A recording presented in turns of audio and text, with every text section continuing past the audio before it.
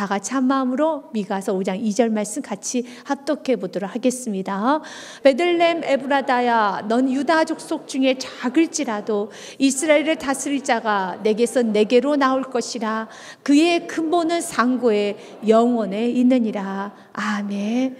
오늘 성경은 이 땅에 오실 예수 그리스도 메시아에 관한 예언의 말씀이 기록이 되어 있습니다. 베들레헴은 뜻은 떡집이란 뜻을 갖고 있습니다. 또한 에브라다는 에브라타라고 해서 히브리어는 에브라타, 열매를 맺다라는 겁니다. 떡집, 열매를 맺다는 것은 다 풍성함이죠. 그런데 열매를 맺고 떡집이고 풍성하지만 유다 족속 중에 작을지라도 풍성함과 초라함은 반대죠. 이제 작다라는 것은 단순히 아주 조그만 걸 뜻하는 것이 아니라 초라하고 무가치하고 그리고 너무너무 보잘것없는 것을 이 작음의 의미를 갖고 있습니다. 그곳은 떡집이고 열매를 많이 맺게 되고 영광스러운 곳입니다. 그러나 베들레헴과 에브라다는 그 의미는 떡집이었지만, 의미는 영광스러움이었지만, 열매를 많이 맺는다는 뜻을 갖고 있는 에브라다였었지만, 그러나 작다는 모습입니다. 작음을 보여주고 있습니다.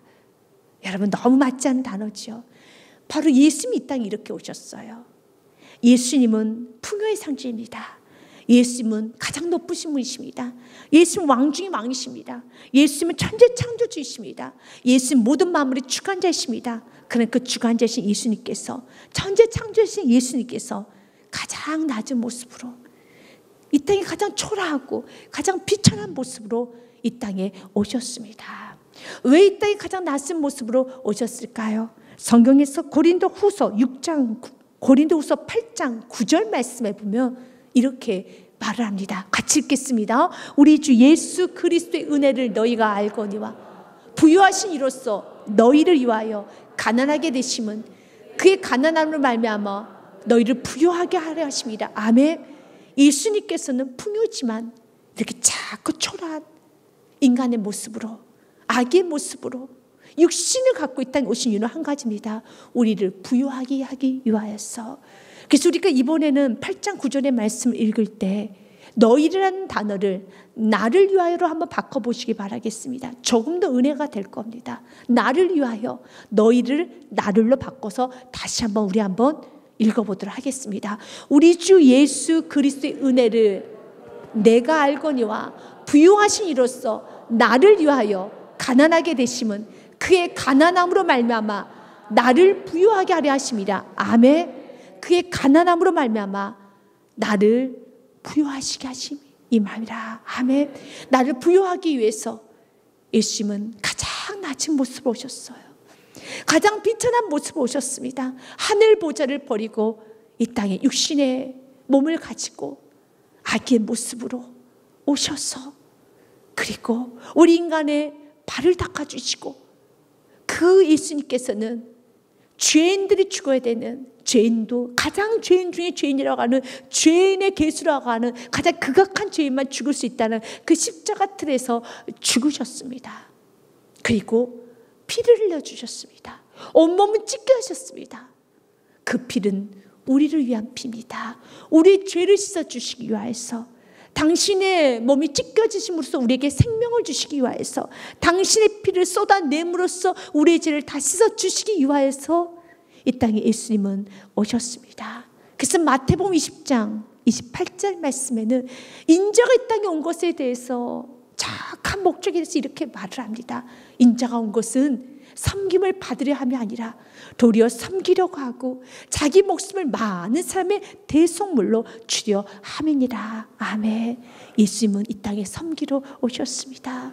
그 예수님은 섬김을 받아야 되시는 분이십니다. 높임을 받아야 되시는 분이시고 영광을 받으셔야 되는 분이지만, 그분께서 우리를 섬기시고 그분께서 우리를 높여주시기 위해서, 우리를 부유하게 하시기 위해서, 우리를 생명을 주시기 위해서, 우리를 살려주시기 위해서 그분은 죽으셨습니다. 바로 이 땅에 오신 예수 그리스도이십니다. 그러면서 우리 예수님에 대해서 아주 구체적으로 이렇게 말합니다. 베들레헴 에브라다야, 너는 유다 족속 중에 가장 작을지라도 이스라엘 다스릴 자가 내게로 나올 것이야. 그분은 우리를 다스리는 분이십니다. 가장 작은 모습으로 오셨지만, 악의 모습으로 오셨지만, 그래서 영의 눈이 열리지 않는 사람은 악의 모습으로 오셨기 때문에, 십자가에 매달리고 있기 때문에 무시했습니다. 여러분, 어떤 사람은 경멸하기까지 했습니다. 어떤 사람은 예수님을 채찍질로 여러분 쳤습니다. 침을 뱉었습니다. 여러분, 그의 몸을 찢었습니다. 그러나 그분은 우리 창조주시고, 그분은 우리를 다스리는 분이시고, 그의 근본은 상고에서 영원에 있느니라. 그의 존재는 상고 시작점이, 우리가 지금 우리는 시간이라는 것은, 우리가 느끼는 것은 여러분 처음과 끝이 있죠. 그러나 그분은 처음에서가 없는, 그냥 그분 자체가 시작이 되는 거예요. 그분 스스로 계신 분이기 때문에 그의 근본은 상고에 있고 존재 전에 있는 겁니다. 시간 전에 계신 분이 우리 예수님이세요. 그리고 영원에 있으십니다. 그분이 우리 예수님이시라는 겁니다. 그래서 조금 더 쉬운 새 번역에는 이렇게 번역이 되어 있습니다. 그러나 너 베들레헴 에브라다야, 넌 유다의 여러 족속 가운데서 작은 족속이지만 이스라엘을 다스릴 자가 내게로 나올 것이라. 그의 기호는 아득한 옛날 태초에까지 거슬러 올라간다. 그렇습니다. 그는 우리가 생각하는 그 시작이라는 것이 없는 게, 그분이 시작점이에요. 그분 태초, 그분은 모든 것의 시작점이신 겁니다. 그래서 성경 요한계시록 22장의 말씀과 요한계시록 1장 8절 말씀에 보면 이렇게 말합니다. 나는 알파고 오메가요. 그 뜻은, 알파라는 뜻은 처음이라는 겁니다. 그분이 마지막에, 그분이 엔딩을 치면 엔딩인 겁니다. 그분은 처음이시고요, 시작과 마침이라. 요한계시록 1장 8절 말씀 같이 읽겠습니다. 주 하나님 이르시되 나는 알파와 오메가라. 이제도 있고 전에도 있었고 장차 올 자요 전능한 자라 하시더라. 아멘. 우리 예수님은 시간 안에 구속하고 속할 수 있는 부분이 아닙니다. 예수님은 지금도 있습니다. 그는 전에도 있으셨고요, 장차도 오시는, 미래와 과거가 여러분 그분 안에 다 있습니다. 그 예수님이 이 땅에 우리 구원자로 오셨습니다. 근데 그 모습은 너무 초라하게 오셨습니다.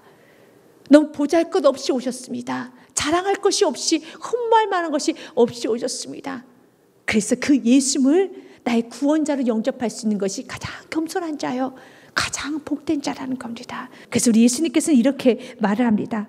마태복음 말씀에 보면 누구든지 나에게로 오려거든 자기를 부인하고 십자가를 지지 않으면 결코 내 제자가 될 수 없다란 말합니다. 이 예수님께서 제자들에게 이르시되 누구든지 나를 따라오려거든 자기를 부인하라는 겁니다. 자신의 생각과 자신의 눈과 자신의 경험과 자신의 오감과 자신의 만족을 부인하고 자기 십자가를 지고 나를 따를 것이냐. 십자가의 상징이 무엇입니까? 십자가는 죽음의 상징입니다. 실패의 상징입니다. 수치의 상징입니다. 절망과 좌절의 상징입니다. 그러나 여러분, 그 십자가는 수치, 죄, 절망과 좌절의 상징이지만 그 십자가에서 그 다음에 무슨 사건이 일어났습니까? 부활이 일어났어요. 부활. 십자가에서 우리는 부활을 보는 겁니다. 여러분, 이것은 자기를 부인하지 않으면 십자가에서 부활을 못 봐요. 십자가만 보이는 것이 아니라 십자가에 넘어 있는 부활을 볼 수 있는 건 자기를 부인해야 되는 겁니다. 오늘도 내 생각을, 내 경험을, 세상이 파고 있다라는 모든 지식과 물질과 모든 것들을 다 부인하고 십자가의 길, 좁은 길을 가는 겁니다. 그럴 때 그 길 끝에 그 십자가에서 죽으러 가는 건 맞습니다. 그러나 죽음으로 끝나는 것이 아니라 부활의 역사가 있었고 생명의 역사가 있었던 것처럼 우리가 이 세상 살아가면서 여러분들 가정에 흐르는 저주를 끊어내기 원합니까? 영혼을 세우기 원합니까? 여러분의 삶 가운데 사랑하는 여러분, 지금 영광을 드러내기 원합니까? 승리하기 원합니까? 승리하고 가정에 흐르는 저주를 끊고 영혼을 세우기 원한다면 십자가의 길, 예수님이 가셨던 그 말씀의 길을 가는 것밖에 없습니다. 순종밖에 없습니다. 그러면은 모든 저주가 다 끊어지는 것입니다. 그래서 25절 말씀에 같이 읽겠습니다. 누구든지 제 목숨을 구원하고자 하면 잃을 것이요 누구든지 나를 위하여 제 목숨을 잃으면 찾으리라. 아멘. 누구든지 목숨을 구원하고자 하면 잃어버릴 것이고 누구든지 나를 위해서 목숨을 잃으면 찾으리라. 주님 우리 위해서 목숨도 잃어야 돼요. 목숨까지도 버릴 수 있어야 되는 겁니다. 이건 무엇입니까? 내가 가진 소중한 내 생명까지 내 자신도 다 부인하고 철저히 하나님 말씀에 자기 생명 가장 소중한 것 다 드리십시오. 여러분 자녀가 너무 소중하게 느끼신다면 말씀대로 교육하십시오. 사업적인 너무 귀하게 느껴진다면 말씀대로 사업하십시오. 여러분 인생이 너무 존귀하고 너무 귀하다고 생각한다면 여러분 인생을 말씀으로 꾸려가 보십시오. 그러면 여러분의 귀한 인생이 여러분이 눈에 넣어도 아프지 않은 그 자녀가 여러분의 인생에 성공하고 싶은 그 사업장이 제대로 승리하게 돼요. 제대로 멋지게 나가게 된다는 것입니다. 그러나 내 힘으로 여러분 내 방식대로 살아가면 어느 주님 말하잖아요. 이스라엘 백성들이 왜 그들이 바벨론 포로에 끌려갔느냐? 이유는 한 가지입니다. 하나님 의지하라고 했더니 의지하지 아니했어요. 그래서 끌려간 겁니다. 그래서 오늘 말합니다. 난 누구만 구원할 것인가? 남은 자만 구원할 것이란다. 3절과 4절 말씀은 이렇게 되어 있습니다. 3절 말씀 먼저 읽겠습니다. 시작. 그러므로 여인이 해산하기까지 그들을 붙여두시겠고 그 후에는 그의 형제 가운데서 남은 자가 이스라엘 자손에게로 돌아오리라. 여인이 해산하기까지는 이 땅에 오신 예수 그리스도가 오시기 전까지는, 때가 되기 전까지는, in his time, 그분의 시간대가 되기 오기 전까지는 그들을 붙여두시겠고 바빌론에 그대로 남겨두시겠지만 그 후에는 하나님의 때가 되면, 하나님 이제 됐다, in his time, 그분의 시간이 되면은 주님께서는 남은 자를 이스라엘에서 돌아오게 해 주시겠다는 겁니다. 성경은 모든 이스라엘 백성이 다 돌아온다고 말하지 않습니다. 남은 자만 돌아옵니다. 성경은 모든 사람이 다 구원받는다고 되어 있지 않습니다. 예수님을 영접하는 자만 구원받는다고 성경 말하고 있습니다. 그래서 남은 자에 속해야 되는 겁니다. 남은 자에 대해서 이사야서 말씀해 보면은 이렇게 되어 있습니다. 10장 21절부터 22절과 이사야서 6장 말씀에 남은 자 곧 야곱의 남은 자가 능하신 하나님께 돌아올 것이라. 아멘. 남은 자만 돌아옵니다. 구약에서나 여러분 신약에서 중요한 건 남은 자. 무리 가운데 구원이 없어요. 구약에서는 남은 자라고 표현했다면 신약에서는 제자라고 표현하겠죠. 제자만 구원받습니다. 남은 자만 구원받습니다. 22절 말씀에도요. 이스라엘이여 내 백성이 바다의 모래와 같을지라도 남은 자만 돌아오리니 넘치는 공의로 파멸이 작정되었습니다. 이스라엘 백성들이 모래와 같이 많아도 예수 믿는 자들이 여러분 전체 인구의 4분의 1이 된다 할지라도 3분의 1이 된다 할지라도 너무너무 많은 숫자죠. 정말 많은 숫자죠. 기독교가 세계 종교 1위라 할지라도 그러나 남은 자만 돌아오리니 제자들만 구원받으리니 이사야서 6장 말씀에도 13절 말씀에 이렇게 되어 있습니다. 그 중에 10분의 1이 아직 남아있을지라도 이것도 황폐하게 될 것이라. 밤나무와 상수리 나무가 배임을 당하여도 그 구루터기는 남아있는 것 같이 거룩한 씨가 이 땅에 구루터기니라 하시더라. 다 베어졌어요. 다 베어져도 아니 너무 아깝잖아요. 그럼 누가 들어갈 수 있겠어요? 거룩한 씨만 들어가는 겁니다. 다 잘라버린다는 것입니다. 그럼 천국 가서 없겠네요. 아니 거룩한 씨만 들어갑니다. 우리 안에는 거룩한 씨가 없어요. 우리 안에 거룩한 씨는, 우리는 거룩한 씨가 될 수가 없어요. 우리는 본래 죄인이기 때문에. 씨 자체가 죄인이에요. 우리 시작이 죄인인 겁니다. 아기가 태어났습니다. 너무 예쁘죠? 그가 아는 게 뭐가 있겠습니까? 우리 이렇게 말하는데 그가 무슨 죄를 저질렀겠습니까? 라고 말하죠. 그러나 그는 죄인인 거예요. 죄인이 태어난 겁니다. 우리는 죄인입니다. 그래서 여러분 거룩한 씨를 영접해야 돼요. 예수 그리스도 영접해야 되는 겁니다. 그렇지 아니하면 구원받을 자는 없습니다. 조금 더 구체적으로 여러분 로마서 11장에 보면 그 남은 자에 대해서 이렇게 해석을 합니다. 엘리야가 이렇게 주님께 묻습니다. 나만 믿는 것 같습니다. 나만 남은 자인 것 같습니다. 도대체 남은 자가 없어 보여요. 모래같이 이스라엘 백성들이 많은데 남은 자만 구원받는다고 했는데 나만 남은 것 같습니다. 다 타락한 것 같습니다. 그때 우리 하나님께서는 이렇게 엘리야에게 말씀하셨고 그 말을 사도 바울은 로마서에서 이렇게 기록을 합니다. 주여, 그들이 주의 선지자도 죽였으며 주의 제단들을 헐어버렸고 나만 남았는데 내 목숨도 찾나이다 하니 4절 말씀 같이 한번 읽겠습니다. 시작. 그에게 대답하신 대답이 무엇이냐? 내가 나를 위하여 바알에게 무릎을 꿇지 않는 사람 7,000명을 남겨뒀다 하셨니? 7이라는 숫자는 완전수입니다. 천국의 숫자는 하나님께서 완전하게 채워넣으셨어요. 여러분, 이거 숫자줄 7,000명만 들어간다는 소리가 아닙니다. 숫자 여러분 14만 4천에 천국은 14만 4천 명만 들어간다는 소리가 아닙니다. 14만 4천이라는 단어나 7천이라는 단어는 7이나 14나 14만 4천 14에 7에 곱하기 2이죠. 여러분, 이런 모든 것은 완전한 숫자에 완전수라는 것을 상징적 의미를 갖고 있습니다.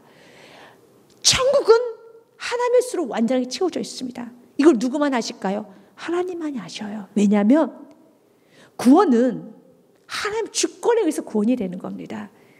내가 믿고 싶다 믿는 것이 아니라, 내가 영접하고 싶다 영접이 되는 게 아니에요. 내가 회개하고 싶어도 회개가 되는 것이, 하나님께서 나를 부르셔야지만 내가 영접을 할 수 있는 거고, 내게 회개 은혜를 주셔야지 회개를 하는 것이고, 여러분 예수 믿는 것도 여러분의 종교심이 있어서 아닙니다. 여러분 은혜가 부어졌기 때문에 예수 믿는 거예요. 그래서 이것은, 구원은 하나님의 전적인 주권인 겁니다. 하나님이 애정하셨습니다. 이 애정이 어떻게 성경 기록됐습니까? 만세전에 택정함에 불렀다는 겁니다. 그럼 누구는 택정하시고 누구는 택정하지 않으시면 너무 불공평하지 않습니까? 라고 묻겠죠. 너희는 나에게 그렇게 말할 필요가 없지. 그건 아버지 선택인 겁니다. 그래서 구원받은 자는, 사랑하는 여러분, 우리는 뭘 자랑합니까? 은혜라고 말하는 거예요. 오늘 7,000명이 남았다고 합니다. 그러나 그 7,000명도 내가 하나님을 열심히 붙들었던 게 아니지. 엘리야, 너가 끝까지 정말 하나님의 숫자인 그 완전한 숫자 안에, 하나님 안에 버티고 있었던 건 너의 노력이 아니었었지. 7,000명은 그들 스스로 노력해서 그 자리에 있었던 것이 아니었었지. 우리가 구원받은 것은 나의 노력이 아니었었지. 그냥 하나님의 주권인 것처럼요. 그냥 하나님 선택하여 주신 겁니다. 그것이 무엇이었습니까? 은혜였다는 겁니다. 그래서 5절 말씀에 같이 읽겠습니다. 시작. 그런즉 이와 같이 지금도 은혜로 택하심을 따라 남은 자가 있느니라. 아멘. 남은 자만 구원받습니다. 남은 자만 돌아옵니다. 이스라엘이 바다 모래같이 숫자가 많을지라도 남은 자만 구원받을 수 있단다. 그런데 그 남은 자는 여러분 어떤 자입니까? 첫 번째로 발 앞에 무릎 꿇지 아니한 자가 남은 자예요. 우리가 4절 말씀 한 번 더 좀 보고 5절로 가겠습니다. 남은 자가 어떤 자였습니까? 바알에게 무릎 꿇지 아니한 사람. 바알의 상징은 세상입니다.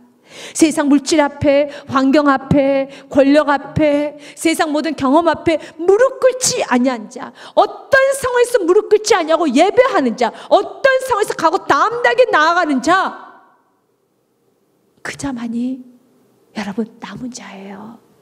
환경이 힘들다 해서 여러분 환경과 타협하고 여러분 세상에 치우치고 그러는 것이 아니라 끝까지 붙들고 있는 자, 무릎 꿇지 아니하는 자.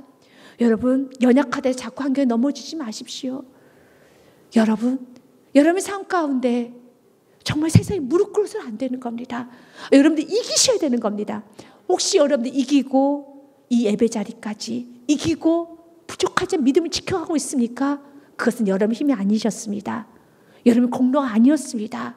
무엇이라고 성경 말하고 있습니까? 내가 이렇게 믿음을 지킬 수 있었던 것을, 내가 이렇게 예배 자리를 지킬 수 있었던 것을, 내가 이렇게 신앙생활 할 수 있었던 것은 무엇이었다고 성경 말하고 있습니까? 그것은 은혜였다라는 겁니다. 그래서 5절 말씀에 그런즉 이와 같이 지금도 은혜로 택하심을 따라 남은 자가 있느니라.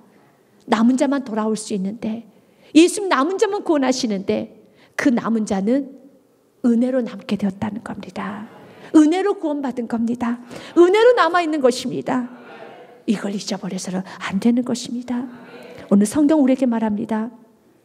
때가 되면은 이젠 구원자가 나타나서 그들 돌아가게 할 것인데 그 형제 가운데서 남은 자가 이스라엘 자손에게 돌아오리니. 남은 자만 돌아올 수 있습니다. 그 돌아오는 것은 아버지의 은혜입니다. 4절 말씀에 주께서 이렇게 약속합니다. 같이 읽겠습니다. 그가 여호와의 능력과 그의 하나님 여호와의 이름의 위엄을 의지하고 서서 목축하니 그들이 거주할 것이라. 이제 그가 창대하여 땅끝까지 미치리라. 아멘. 여러분의 삶이 창대되기 원합니까? 여러분의 삶이 열림의 역사를 경험하기 원합니까? 여러분의 인생이 창대함을 보기 원합니까? 아브라함의 축복을 받기 원합니까? 신명기 28절의 축복을 받기 원합니까? 여러분, 예수님 안에 거주하십시오. 예수님을 의지하십시오. 그분을 목자 삼고 뒤를 따라가시길 바라겠습니다. 그가 여호와의 능력과 그의 하나님 여호와의 이름의 위엄을 의지하고 이 땅에 오신 메시아 예수 그리스도를 말합니다. 첫 번째 4절 말씀을 통해서 참 여러 가지 은혜를 나눌 수 있지만 첫 번째로 먼저 봐야 될 것은 예수님의 겸손함을 봐야 되는 겁니다. 예수님 자체가 알파 오메가십니다. 그는 근본 상고십니다. 여러분, 그분 자체가 처음이시고 시작점이시고 존재 자체가 모든 것의 시작이십니다. 그러나 그분은 창조주시고 모든 걸 다스리시는 분이시지만 그분은 이렇게 말씀합니다. 나는 여호와의 능력과 그의 하나님 여호와의 이름의 위엄을 의지한다고요. 이 땅에 오셨던 예수님은 자신의 뜻을 펼치지 않으셨습니다. 이 땅에 오신 예수님은 하나님 의지해서 내 뜻대로 마옵시고 아버지 뜻대로 되기를 원하나이다. 우리가 배워야 될 겸손이라는 겁니다. 예수님은 하나님이시지만, 예수님은 완전하시지만, 예수님 이 땅에서 철저히 자기 위치를 알고 자신의 신분을 알고 나의 원대로 마음씨고 아버지의 뜻대로 되기를 원합니다 라고 고백했던 것처럼 우리도 우리 신분을 알아야 되는 겁니다. 우리 신분이 무엇입니까? 피조물입니다. 자녀입니다. 예배자입니다. 성도입니다. 가르치는 자가 아니라 가르침 받는 자입니다. 말하는 자가 아니고 듣는 자입니다. 여러분, 다스리는 자가 아니라 순종하는 자입니다. 주장하는 자가 아니라 받아들여야 되는 자입니다. 우리가 선포하는 자가 아니라 우리는 아멘해야 되는 자입니다. 사랑하는 여러분, 이게 우리의 위치예요. 우리 예수님께서 귀하게 하셨던 우리 아름다운 모습, 마태복음 26장 39절과 요한복음 5장 30절 말씀 보겠습니다. 마태복음 26장 39절에 조금 나가서 얼굴 땅에 대시고 엎드려 기도하여 이르시되 내 아버지 만일 할만하시거든 이 자를 내게서 지나가게 하옵소서. 그러나 나의 원대로 마옵시고 아버지 원대로 하옵소서 하시고. 아멘. 나의 원대로 마옵시고. 우리 예수님은 하나님의 능력을 의지하셨어. 그분의 인도함을 받으시면서 사역을 하셨습니다. 요한복음 5장 30절 말씀도 같이 읽겠습니다. 내가 아무것도 스스로 할 수 없노라. 듣는 대로 심판하노니 난 나의 뜻대로 하려 하지 않고 나를 보내신 이의 뜻대로 하려 함으로 내 심판은 의로우니라. 아멘. 꼭 기억하십시오. 이것이 겸손이에요.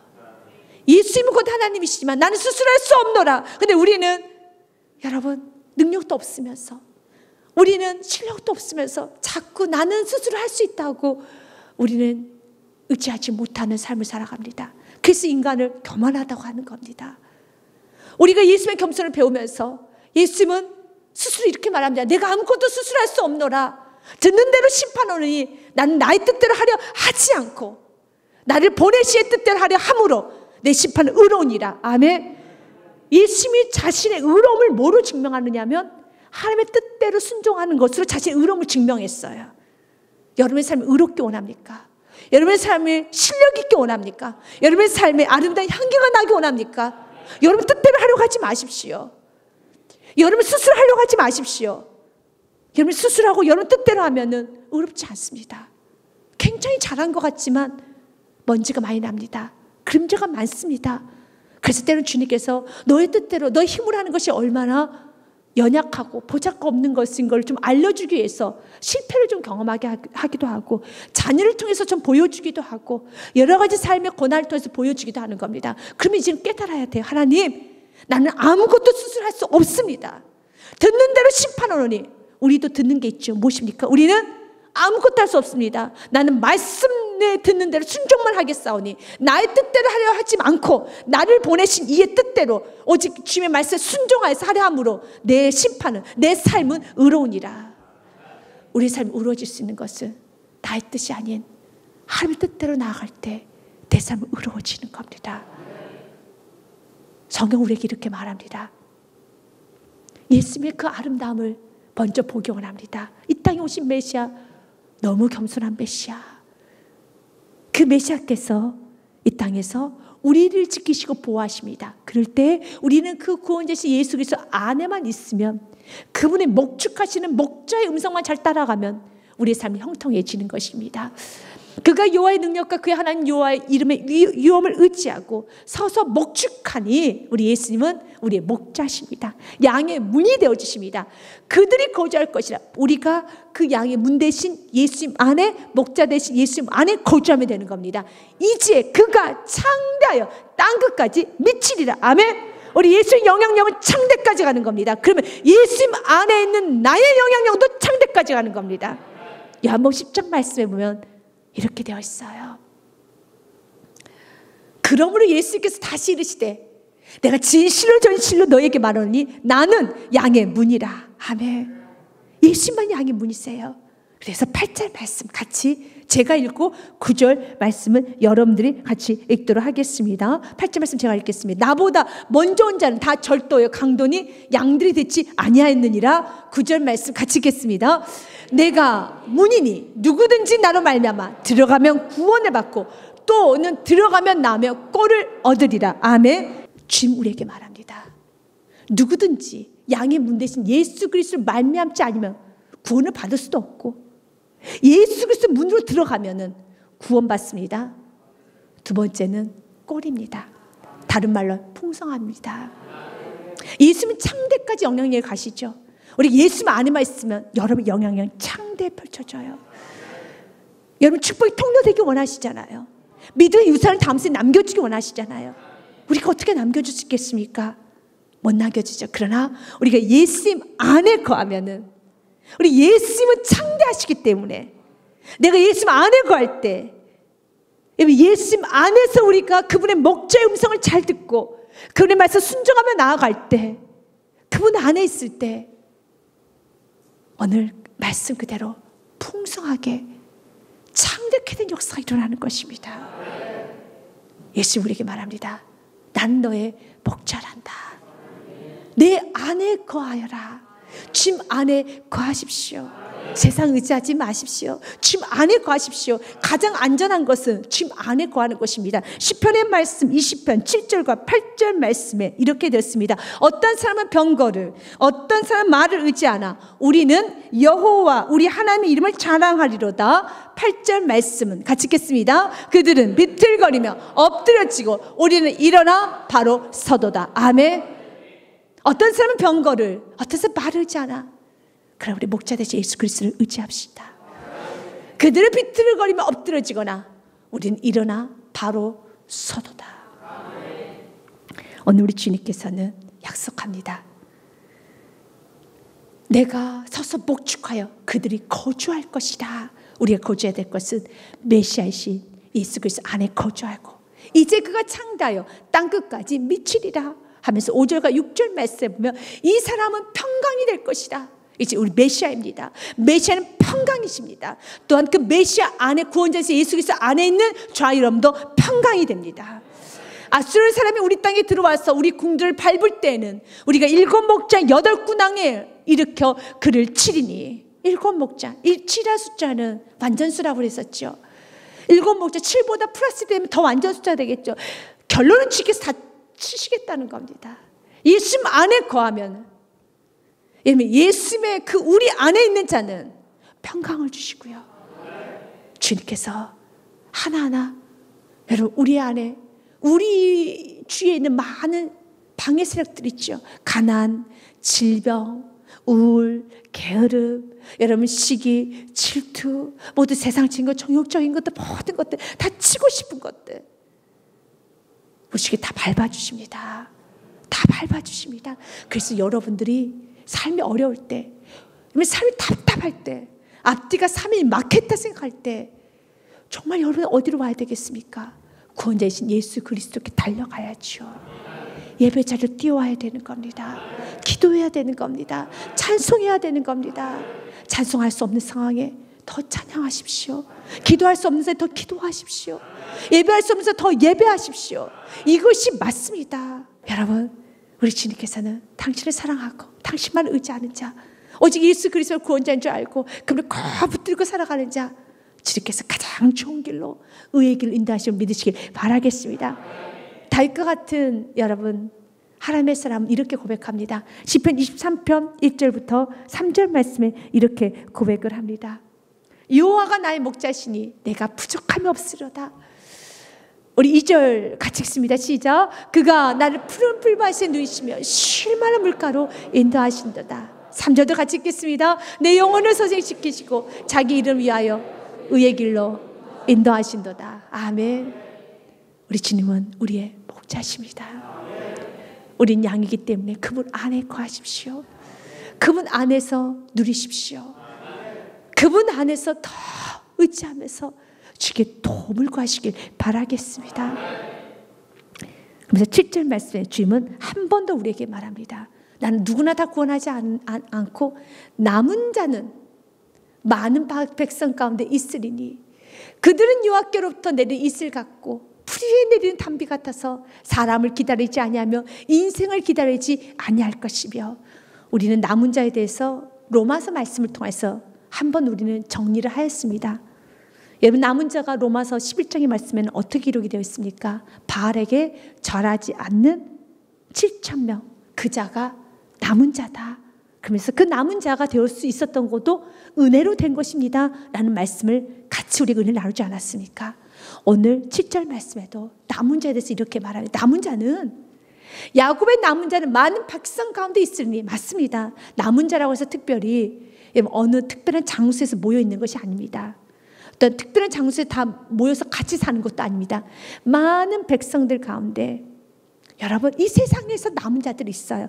거기서 사는 겁니다. 불의한 세상에서, 험한 세상에서, 이 세상에서 사는 겁니다. 그래서 남은 자가 모이는 장소 같은 것은 없어요. 구원을 받을 수 있는 장소는 없습니다. 구원을 받을 수 있는 어떤 특별한 장소, 단체가 있는 것이 아닙니다. 남은 자는 세상에 있습니다. 남은 자, 세상 많은 백성 가운데 있으리니 그랬잖아요. 있습니다.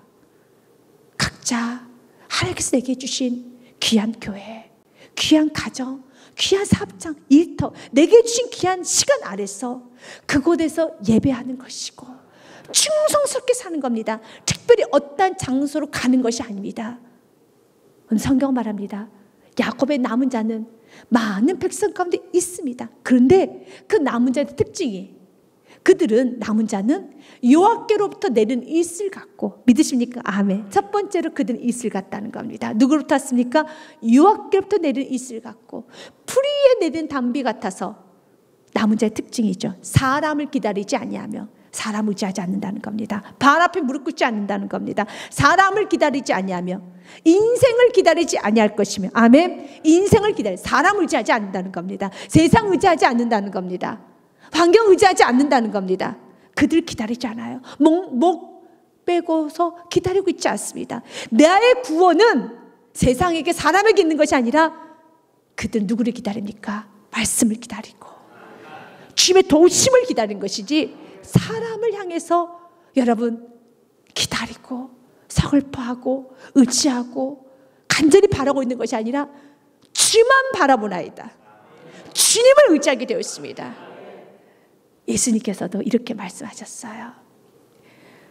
하늘에서 내려온 떡을 먹으면 너희들은 영생할 것이다 라고 말했습니다. 그때 바리새인들이, 거기에 있던 많은 사람들이 나도 그 떡 주시옵소서 라고 말합니다. 우리 영생해야 되지 않겠습니까? 그래서 그들이 이르되 주여 이 떡을 항상 우리에게 주소서라고 말합니다. 근데 예수님 이렇게 말해요. 정확히 답을 주셨습니다. 35절 말씀 같이 읽겠습니다. 예수님께서 이르시되 나는 생명의 떡이니 내게 오는 자는 결코 줄이지 아니할 터이요 나를 믿는 자는 영원히 목마르지 아니하리라. 아멘. 누가 생명의 떡입니까? 예수 그리스도입니다. 누구에게 가면 결코 줄이지 않습니까? 예수 그리스도 가면 결코 줄이지 않습니다. 사람을 기다리지 마시고, 남은 자의 특징, 그들은 사람과 인생을 기다리지 않는다고 했잖아요. 사람을 기다리는 것이 아니라 예수님을, 말씀을 사모하고 기다리는 것입니다. 6장 47절과 48절에도 한 번 언급합니다. 같이 읽겠습니다. 시작. 진실로 진실로 너희에게 이르노니 믿는 자는 영생을 가졌나니. 아멘. 믿는 자가 영생을 갖습니다. 48절에 정확하게 언급합니다. 같이 읽겠어요. 시작. 내가 곧 생명의 떡이라. 예수님, 내가 누구입니까? 예수 그리스도가 곧 생명의 떡이라. 아멘. 그러면 우리가 문제가 있을 때, 여러분, 무리 속에 들어있는 자는 사람을 찾아다녀요. 그러나 남은 자는 문제가 있을 때 뭐 하겠습니까? 예수님께 기도를 합니다. 인도함을 받으려고 합니다. 귀를 더 말씀에 귀를 기울입니다. 이게 남은 자예요. 생명의 떡은 예수님께로부터 오기 때문에, 가정에 아픔이 있으신 분, 예수님을 더 사모하십시오. 우리 가정이 너무 배고파서 서로 싸움이 많습니다. 우리 가정에 너무 상처가 많아서 시기 질투가 많습니다. 왜 내 자녀들이 이렇게 서로 우애가 좋지 않고 서로 이렇게 싸운지 모르겠습니다. 그들 상처가 많아서 그러네요. 주님, 주님께 생명의 떡이신 주님께서 좀 그들을 먹여주시옵소서. 그들을 좀 이 배고픔을 채워주시옵소서. 배가 고파서 세상에 기웃기웃거리고 채워지지가 않으니 물질에, 음란에, 세상 쾌락에, 중독에 매여 있습니다. 배가 부르면 중독이 안 돼요. 배가 부르면 쾌락이 안 빠져요. 근데 배가 고파서 그렇거든요. 주님, 생명의 떡이신 예수님, 채워주시옵소서. 그 주님 배를 채워주시옵소서. 그 주님 마음을 채워주시사 이젠 정말 배가 불러서 세상 쾌락이 눈에 안 들어오게 하소서. 세상 정욕이 눈에 들어오지 않게 하옵소서. 우리 예수님만이 생명의 떡이십니다. 야곱의 남은 자는 여러 나라 가운데 많은 백성 가운데 있으니 그들은 수풀의 짐승들의 사자와 같고 양떼 중에 젊은 사자 같아서 만일 그가 지나간 즉 밟고 찢으리니 능히 구원할 자가 없을 것입니다. 아멘. 귀한 말씀이죠. 7절 말씀까지는 남은 자의 특징이 돼서 나오지 않았습니까? 남은 자는 사람 의지하지 않습니다. 세상을 의지하지 않습니다. 기다리지 않습니다. 오직 주님만 기다립니다. 그렇게 주님만 기다리는 남은 자가 어떻게 됩니까? 그게 능력이 임해요. 그래서 8절 말씀에 같이 읽은 것처럼요, 야곱의 남은 자는 여러 나라 가운데 많은 백성 가운데 있으니 그들은 수풀의 짐승들 중에 사자 같고 양떼 중에 젊은 사자 같아서 만일 그가 지나간즉 밟고 찢으리니 능히 구원할 자가 없을 것입니다. 아멘. 그에게 하나님은 능력을 주십니다. 그 힘을 주십니다. 이게 남은 자예요. 우리가 마지막 때 바로 이 남은 자의 삶을 살아야 되는 겁니다. 마지막 때 이런 능력 있는 삶을 살아야 됩니다. 마지막 때 이렇게 권능의 삶을 살아야 됩니다. 그것은 여러분이 예수님만을 바라보고 그분 안에 거하고 그분께 더 집중하면서, 예수님, 당신 나의 힘이십니다. 당신 나의 능력이십니다. 주님 도와주시옵소서. 주님 지혜를 주시옵소서. 건강을 주시옵소서. 능력을 주시옵소서. 주님, 내가 이 모든 환경을 이길 수 있는 나의 강하고 담대함을 주시옵소서. 마음의 평안을 주시옵소서. 기쁨을 주시옵소서. 넘치는 나에게 사랑을 주시옵소서. 누구께 구하라고요? 사람을 기다리지 마시고 주님께 간절히 기도하십시오. 9절 말씀 읽겠습니다. 내 손이 내 대적들 위해서 들려서 내 모든 원수를 진멸하기를 바라노라. 아멘. 우리 예수님은 여러분의 손을 통하여서 대적들이 진멸되기 원합니다. 여러분의 가정을 통해서 모두 어둠의 세력에 물러가기 원하며, 여러분의 가족을 중심으로 해서, 여러분의 부부를 중심으로 해서, 또 여러분의 자녀를 중심으로 해서 많은 영향력, 구원의 영향력을 끼쳐주기 원하며, 믿음의 영향력을 끼쳐주기 원하며 하나님의 영광이 많이 드러나길 원하고 있습니다. 그 주인공은 누구만이 될 수 있다고요? 남은 자만이 될 수 있습니다. 그 남은 자가 어떤 자입니까? 사람을 바라보지 아니하고 예수만을 기다리면서 그분의 말씀 안에 거하고 집중하며 나아가는 자, 그에게 하나님 그 능력을 부어 주십니다. 이사야서 26장 3절과 4절 말씀을 우리 같이 읽고 오늘 말씀을 마무리하고자 합니다. 이사야서 26장 3절 말씀 같이 읽겠습니다.